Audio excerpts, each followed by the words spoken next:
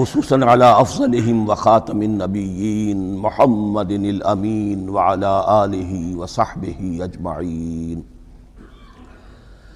اما بعد فاعوذ باللہ من الشیطان الرجیم بسم اللہ الرحمن الرحیم یرغب عن ملت ابراہیم الا من صفح نفسہ، اور ایسا شخص کون سا ہوگا جو ابراہیم کے طریقے سے منہ موڑے۔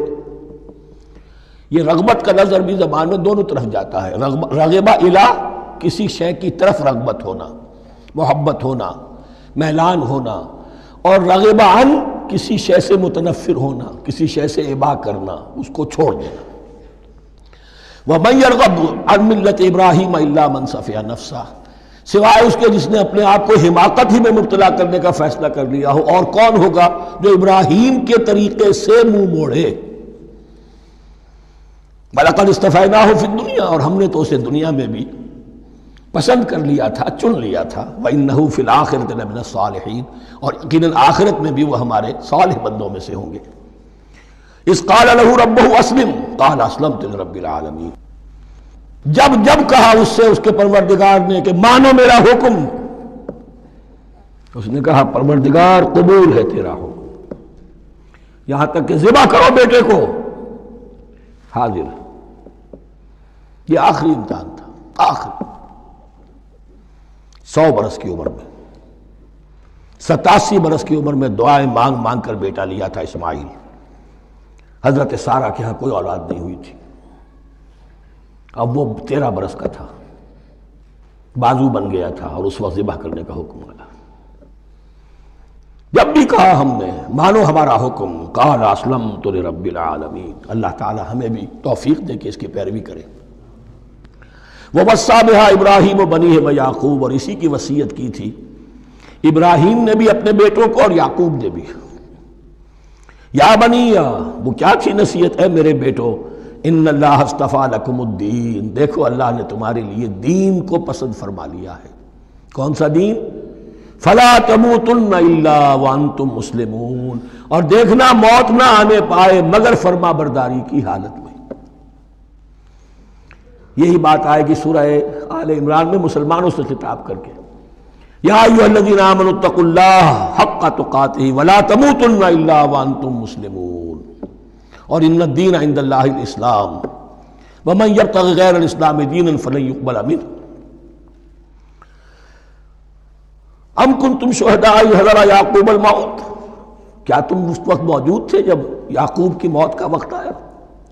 جب آدم کی یعقوب پر موت، یہ لفظی ترجمہ ہوگا، اذ حضر یعقوب الموت اذ قال لبنیہ ما تعبدون من بعدی، حضرت یعقوب نے اپنے سارے بیٹوں کو جمع کیا، 12 کے 12، اور مصر میں پہنچ چکے تھے یہ حضرت یوسف علیہ السلام کے ذریعے سے، جو سورہ یوسف میں ساری کہانی آئے گی، وہاں انتقال ہوا۔ تو انہوں نے اپنے بیٹوں کو جمع کیا، اذ قال لبنیہ ما تعبدون من بعدی، میرے بعد تم کس کی پوجا کرو گے، کس کی پرستش کرو گے؟ یہ بات نہیں تھی کہ انہیں معلوم نہیں تھا، لیکن یہ کہ ایک میثاق، قول و قرار اور پختہ کرنے کے لیے۔ قالوا نعبد الہک و الہ آبائک ابراہیم و اسماعیل و اسحاق، انہوں نے کہا کہ ہم پوجیں گے، بندگی کریں گے، پرستش کریں گے آپ کے معبود کی اور آپ کے آبا ابراہیم، اسماعیل اور اسحاق کے معبود کی، اور یہ کوئی مختلف معبود نہیں ہے، الہ واحدہ، وہ تو ایک ہی الہ ہے۔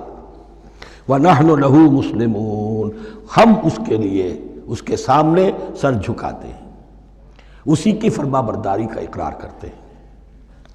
تِلْكَ أُمَّةٌ قَدْ خَلَتْ، یہ آیت 2 مرتبہ آئے گی اسی رکوع میں۔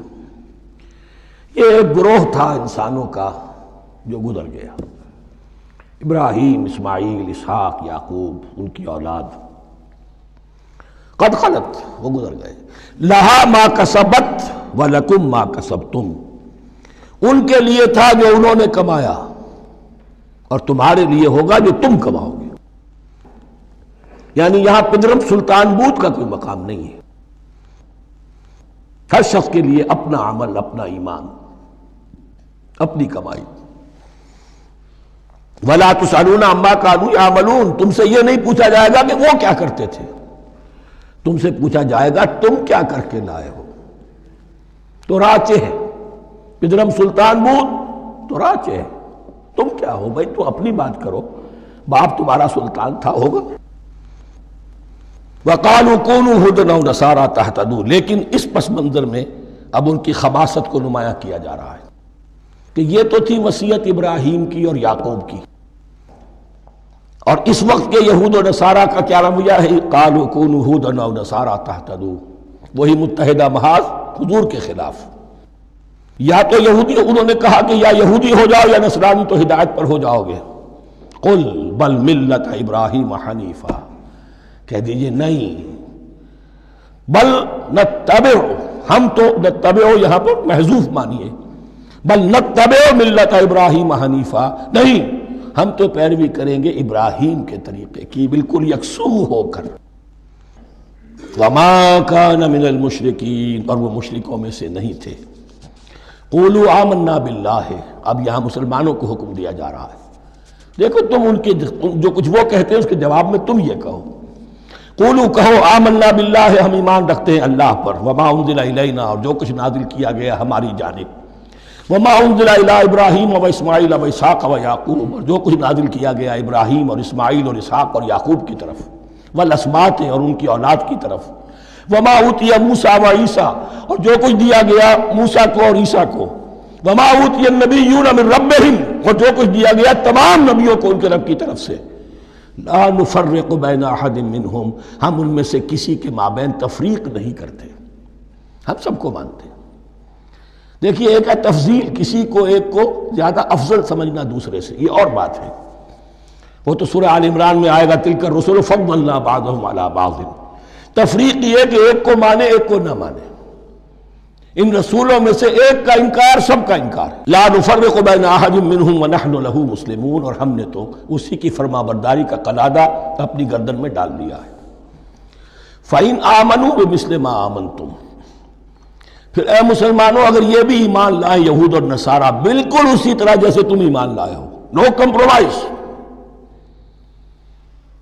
ٹھیک ٹھیک وہی دین اختیار کریں، وہی راستہ جو کہ محمد کے ذریعے سے تمہیں دیا گیا صلی اللہ علیہ وسلم، فَإِنْ آمَنُوا بِمِثْلِ مَا آمَنْتُمْ بِهِ فَقَدْ اهْتَدَوْا، تب وہ ہدایت پر ہوں گے۔ وَإِنْ تَوَلَّوْا، اور اگر وہ پیٹھ موڑ لیں، فَإِنَّمَا هُمْ فِي شِقَاقٍ، تو اس کے معنی یہ ہیں کہ وہ زدم زدہ میں اور دشمنی کے اندر وہ مبتلا ہو چکے ہیں۔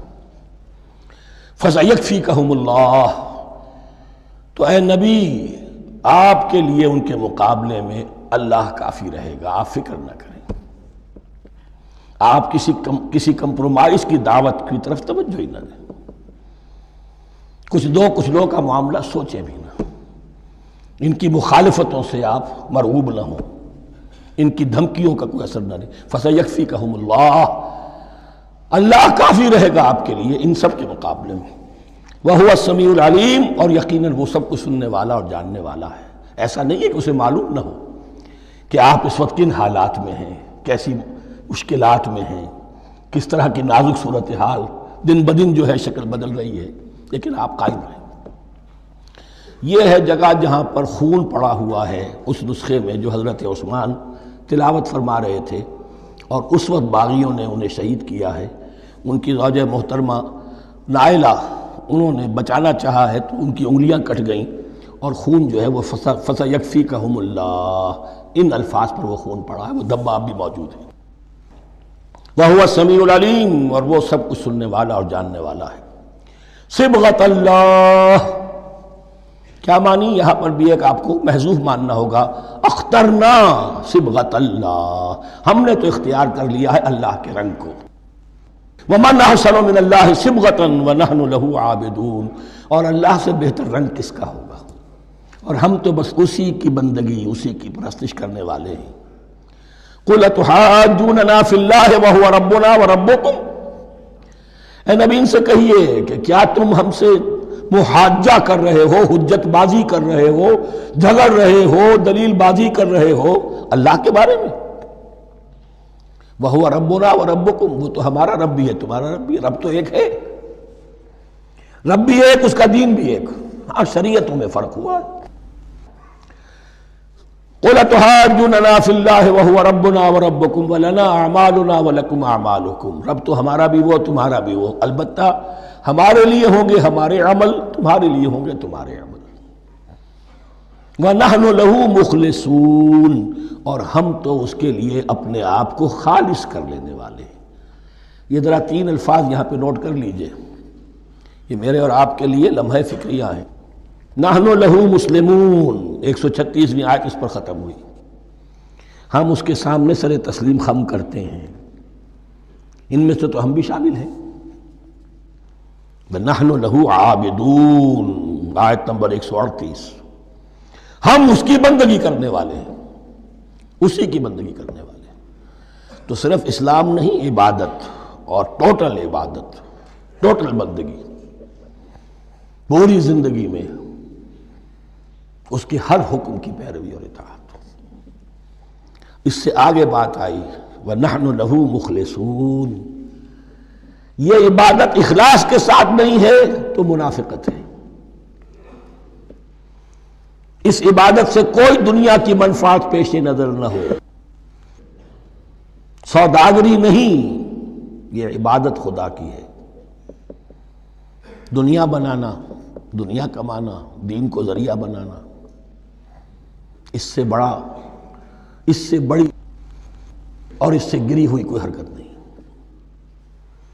اخلاص، حضور نے فرمایا من صلی یرائی فقط اشرکا ومن صام یرائی فقط اشرکا ومن تصدق یرائی فقط اشرکا، جس نے نماز پڑھی دکھاوے کے لیے اس نے شرک کیا، جس نے روزہ رکھا دکھاوے کے لیے اس نے شرک کیا، اور جس نے صدقہ خیرات دیا دکھاوے کے لیے اس نے شرک کیا۔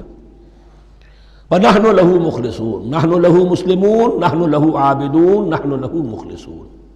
اللهم ربنا اجعلنا منهم، اللهم ربنا اجعلنا منهم۔ ام تقولون ان ابراہیم واسماعیل واسحاق ویعقوب والاسباط كانوا هودا او نصارا، کیا تمہارا کہنا یہ ہے کہ ابراہیم اور اسماعیل اور اسحاق اور یعقوب اور ان کی اولاد یہودی تھے یا نصرانی تھے؟ تم جو کہتے ہو کہ یا یہودی ہو جاؤ یا نصرانی تب ہدایت پاؤ گے، تو ابراہیم یہودی تھے یا نصرانی؟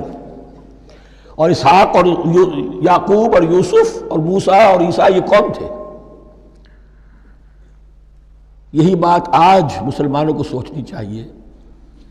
محمد الرسول اللہ اور ان کے اصحاب دیوبندی تھے یا بریلوی تھے یا اہل حدیث تھے یا شیعہ تھے یا سنی تھے؟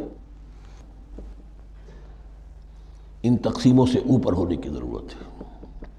اللہ کے ساتھ اخلاص کا تقاضا یہ ہے، ٹھیک ہے ایک فقہی مسلک کے اعتبار سے ایک شخص کسی مسلک کی پیروی کر رہا ہے، لیکن اپنے آپ کو اس سے آئیڈینٹیفائی کرانا اور اس مسلک کو مقدم رکھنا دین پر، اور اس مسلک ہی کے لیے محنت اور مشقت اور بھاگ دوڑ تبلیغ ہو رہی ہے اسی کی، یہ چیز بالکل اس اصل حقیقت کے خلاف ہے کہ جو اللہ کے دین نے ہمیں سکھائی۔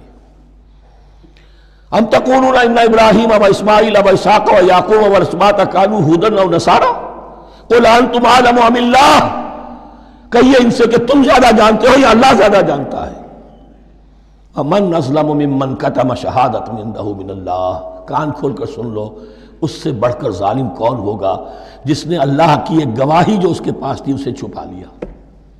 تمہارے پاس گواہیاں ہیں، علماء یہود جانتے تھے یہ اللہ کے رسول ہیں جن کے ہم منتظر تھے، اس گواہی کو چھپائے بیٹھے۔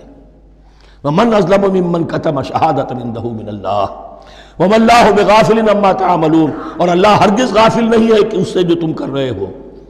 تلک امۃ قد خلت، یہ گروہ مقدس جماعت تھی یہ جس کے یہ گلے سرسبد تھے، یہ گزر گئے۔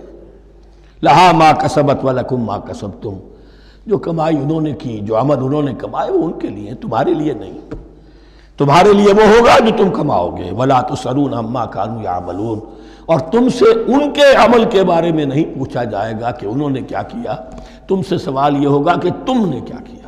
بارک اللہ لی ولکم فی القرآن العظیم ونفعنی وإیاکم بالآیات والذکر الحکیم۔